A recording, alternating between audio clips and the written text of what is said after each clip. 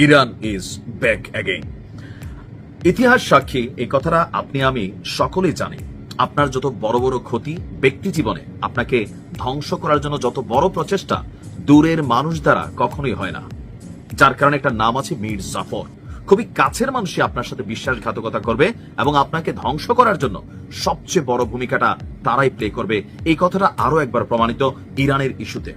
দর্শক, ইরানের নতুন একটা সিদ্ধান্তে আমি খুবই খুশি হয়েছি এবং কি এদেরকে দৃষ্টান্তমূলক শাস্তির আওতায় আনতে হবে। তবে ইরান করবে, ডেফিনেটলি করবে। আমরা কথা বলছি ইসরায়েলের গুপ্তচরদেরকে নিয়ে। ইরানের ভেতরে বাহিরে যতগুলো বড় ধরনের অভিযান চালিয়েছে বা বড় বড় ঘটনা ঘটেছে, টার্গেট করে করে মাথাগুলোকে শেষ করে দেওয়া হয়েছে, এইটার পেছনে একটা জিনিস সবচেয়ে বেশি দরকার ছিল, ইনফরমেশন। আপনি কখন কোন জায়গায় আছেন সেই তথ্যটা জানাই দিলে ইসরায়েল এবং আমেরিকার কাছে এমন প্রযুক্তি আছে, এমন মেশিনারিজ আছে, হাজার হাজার পথ পাড়ি দিয়ে আপনি নিশ্চিন্তে বারান্দায় বসে এক কাপ চা খাচ্ছেন, মুহূর্তের মধ্যেই আপনার জীবন শেষ হয়ে যাবে। সো এই ইনফরমেশন গুলো ইসরায়েলের পক্ষে যারা ইরানের ভেতরে বসে কালেকশন করে এবং কি পাচার করে, তাদের বিরুদ্ধে ইরান এবং ইসরায়েল যুদ্ধের 12 দিন পর থেকে ইরান কিন্তু বড় ধরনের অভিযান চালাচ্ছেন। কারা সেই গুপ্তচর এবং কারা সেই মীর জাফর। এখন আপনারা সকলেই জানেন যে মোসাদ ইসরায়েলের যে সবচেয়ে বড় গোয়েন্দা শাখা, বিলিয়নস অফ ডলার খরচ করে তাদের শত্রু রাষ্ট্রের ভিতরে তাদের বীজ বপন করার জন্য, আর এটাতে তারা সফল হয়েছে, কারণ টাকার কাছে অনেকে আমরা হার মেনে যাই। তো মোসাদের হয়ে যারা গুপ্তচর ভিত্তিক কর্মকাণ্ড করেছে সেরকম অভিযোগে 20 জনকে আজকে গ্রেপ্তার করেছে ইরান। দেশটির বিচার বিভাগ বলছে গ্রেপ্তারকৃতদের কেউ কোনো ধরনের ক্ষমা পাবে না, আর তাদের এমন বিচার করা হবে যা পুরো ইরানবাসীর জন্য একটা উদাহরণ হয়ে থাকবে। গত বুধবার রুজবেহ ভাদি, আপনি চিন্তা করেন, একজন পরমাণু বিজ্ঞানী, ইরানের যে পরমাণু প্রকল্প নিয়ে পশ্চিমারা, আমেরিকা, ইসরায়েল সবার টেনশন, সেই প্রকল্পে থাকা একজন পরমাণু বিজ্ঞানী নিজেই মোসাদের গুপ্তচর ভাবা যায়। তো তার পরিণতি কি হয়েছে? লটকাই দিচ্ছে। তিনি অপর এক পরমাণু বিজ্ঞানীর তথ্য দখলদার ইসরায়েলিদেরকে দিয়েছিল। ওই বিজ্ঞানী গত জুনে ইসরায়েলের হামলায় প্রাণ হারিয়েছিলেন। খেয়াল থাকার কথা যে এই তথ্যগুলা কিভাবে পাইছে, বুঝতে পারছেন? তো ইরানের বিচার বিভাগের মুখপাত্র বলছেন গুপ্তচর ভিত্তির গিরির অভিযোগে গ্রেপ্তার হওয়া আরো 20 জনের বিরুদ্ধে অভিযোগ তুলে নেওয়া হয়েছে এবং তাদেরকে ছেড়ে দেওয়া হয়েছে, কিন্তু যাদের বিরুদ্ধে অভিযোগের প্রমাণ পাওয়া গেছে তাদের কোনো ছাড় নাই। মানে ইরান মোটামুটি এখন সাসপেক্টেড সবাইকে গ্রেপ্তার করছে, কইরা যারা নিরপরাধ তাদেরকে ছেড়া দিছে, আর যারা অপরাধী এরকম 20 জনকে তারা ফাইনালাইজড করছে। বিচার বিভাগ গুপ্তচর এবং ইষ্টির এজেন্টদের প্রতি কোনো ধরনের ক্ষমা প্রদর্শন করবে না এবং কঠোর বিচারের মাধ্যমে এগুলো উদাহরণ হিসেবে রাখা হবে। তদন্ত শেষে এসব ব্যাপারে বিস্তারিত তথ্য জানানো হবে।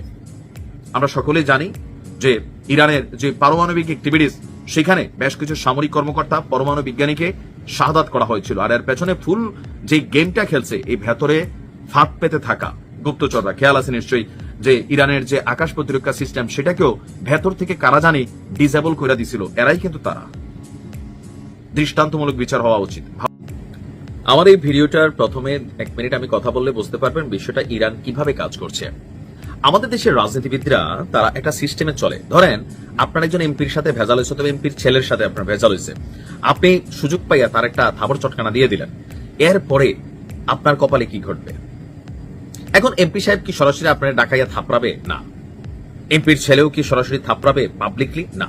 করবে কি? টেকনিক্যালি আপনাকে দৌড়াবে, হয়তো প্রশাসন দিয়া অথবা তাদের দলে তাদের জন্য জীবন দেওয়া যে ক্যাডার বাহিনী আছে তাদেরকে দিয়া।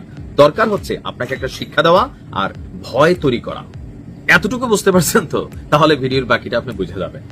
এই মুহূর্তে ইরানও তাদের যে ক্যাডার থেরাপি আছে সেইটা দিচ্ছে, আর এবার আরবদের জন্য বার্তা পাঠানো হয়েছে।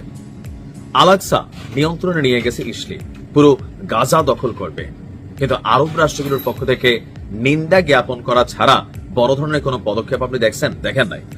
তো এই পরিস্থিতিতে ইরান তাদের যে প্রক্সি যোদ্ধা ইয়েমেনের বীররা, তাদেরকে দিয়ে একটা বার্তা পাঠাইছে আরবদেরকে। তো নিজেরা কেন দেয় না? ওই যে পাবলিকলি করা যাবে না, ইজ্জত থাকবে না, শত্রুতা তৈরি হবে, হ্যাঁ, জনগণ কথা বলবে, বিষয়টা এরকমই। ইসরায়েলের রাজধানী তেল আবিবের খুবই গুরুত্বপূর্ণ একটা বিমানবন্দর হচ্ছে বেন গুরিয়ন বিমানবন্দর। এই বিমানবন্দরে হাইপারসোনিক ব্যালিস্টিক ক্ষেপণাস্ত্র নিক্ষেপের ঘোষণা দিয়েছে বীররা। বুঝতে পারছেন, অন্যরকম মেশিন যদি মারতে পারে, জায়গা মতো যায়, তাহলে পরিস্থিতি মুহূর্তের মধ্যে বদলাই যাবে। এখন এখান থেকে যে বক্তব্যটা বলা হয়েছে যে আরব রাষ্ট্রগুলোকে বার্তাটা হচ্ছে এরকম যে ইসরায়েলের সঙ্গে সহযোগিতা করার বিরুদ্ধে সমস্ত শিপিং কোম্পানিগুলোকে সতর্ক করলাম এবং কি বীরদের বিপরীতে যারা অবস্থান নেবে প্রকাশ্যে অপ্রকাশ্যে তাদেরকেও সতর্কতা করা হচ্ছে। আরব হোক, অন্য কোনো মুসলিম দেশ হোক অথবা অন্য দেশই হোক, তাদের যে মেশিনারি জাহাজগুলা সমুদ্র দিয়া যাবে এগুলোর পানির মধ্যে ঘেরাই দিবে। এখন আমরা জানি যে এই মুহূর্তে আরব রাষ্ট্রগুলো কিন্তু শিপিং ব্যবসায় খুবই বড় ধরনের একটা ইনভেস্টমেন্ট আছে।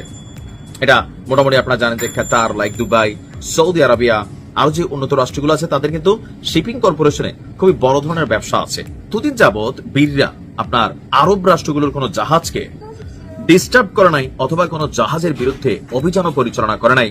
এছাড়া অন্যান্য রাষ্ট্রগুলোর জাহাজগুলোকে কিন্তু আপনার জাহাজ বলতে মালবাহী কন্টেইনার, কার্গো, আরো যে অয়েল ভেসেল যেগুলো আছে এগুলো কিন্তু কোনোভাবে ডিস্টার্ব করে নাই। বাট এবার বলছে যে এদিক দিয়া যারাই যাইবা, আর যদি আমাদের কাছে খালি খবর থাকে তাহলে ফিরি টু হাইপারসোনিক ব্যালিস্টিক ক্ষেপণাস্ত্র দিয়া গত 5ই আগস্ট আপনার লদ বিমানবন্দরে যেটা ঘটাইছি ঠিক এইটা আবার তোমাদের উদ্দেশ্যে ঘটাবো। বলা হচ্ছে যে এই মুহূর্তে আরব রাষ্ট্রগুলোর যে অসহযোগিতা সেইটার ব্যাপারে কড়া পদক্ষেপ নিতে যাচ্ছে ইয়েমেন। এখন ইয়েমেনের কি পাওয়ার আছে? আর সারা পৃথিবী জানে সৌদির সাথে ইরানের যে দূরত্ব, এটার একটা মেইন কারণ হচ্ছে ইয়েমেনের দুইটা গোষ্ঠী আছে, একটা আছে সৌদি কর্তৃক নিয়ন্ত্রিত, আরেকটা আছে ইরান কর্তৃক নিয়ন্ত্রিত। আর এই দুইটা ইস্যু নিয়ে ইয়েমেন মাঝে মাঝে সৌদিতেও কিন্তু ক্ষেপণাস্ত্র মারে, তেল ক্ষেপণাস্ত্রটা মানে তেলের যে জায়গা টাগা আছে এগুলো উড়াই টুড়াই দিত। তো লম্বা চূড়া একটা সময় কিন্তু এরকম প্রক্সি যুদ্ধ চলছে ইরান এবং সৌদির মধ্যে। কূটনৈতিক সম্পর্ক শেষ হয়ে গেছিল গেল বছর সম্ভবত, বা এর আগের বছর চীনের মধ্যস্থতায় ইরান এবং সৌদির মধ্যে একটা সম্পর্ক তৈরি হয়েছে। তো সৌদি একটা বড় রাষ্ট্র বা বস রাষ্ট্র, অনেক আরব রাষ্ট্রগুলো তার কথায় উঠে বসে, আবার ইরানের কথায় আরেকটা অংশ কিন্তু উঠে বসে। তো এবার এই যে ইয়েমেনের এই সাহসের জায়গাটা সবাই জানে যে ইয়েমেন হচ্ছে ইরানের প্রক্সি টিম, সেখান থেকে এই বার্তা পাঠানো হয়েছে। দুই একটা দিলে দিতেই পারে, আমরা ছাইরা দোক নাকি একটু সতর্ক হোক বাকিরা, কারণ সবসময় মুখের কথা চিরা ভিজে না। দুই একটা দিলে একদম জায়গা মতো ঠিক হবে যে না কথা রাখছে ভাই, হেরে ধরছে, আমারে ধরবে না বিষয়টা তা না, জমে তো বাড়ি চিনছে। Iran is back again. ইতিহাস সাক্ষী এই কথাটা আপনি আমি সকলেই জানি। আপনার যত বড় বড় ক্ষতি ব্যক্তি জীবনে, আপনাকে ধ্বংস করার জন্য যত বড় প্রচেষ্টা দূরের মানুষ দ্বারা কখনোই হয় না। যার কারণে একটা নাম আছে মীর জাফর। খুবই কাছের মানুষই আপনার সাথে বিশ্বাসঘাতকতা করবে এবং আপনাকে ধ্বংস করার জন্য সবচেয়ে বড় ভূমিকাটা তারাই প্লে করবে। এই কথাটা আরো একবার প্রমাণিত ইরানের ইস্যুতে। দর্শক, ইরানের নতুন একটা সিদ্ধান্তে আমি খুবই খুশি হয়েছি এবং কি এদেরকে দৃষ্টান্তমূলক শাস্তির আওতায় আনতে হবে। তবে ইরান করবে, ডেফিনেটলি করবে। আমরা কথা বলছি ইসরায়েলের গুপ্তচরদেরকে নিয়ে। ইরানের ভেতরে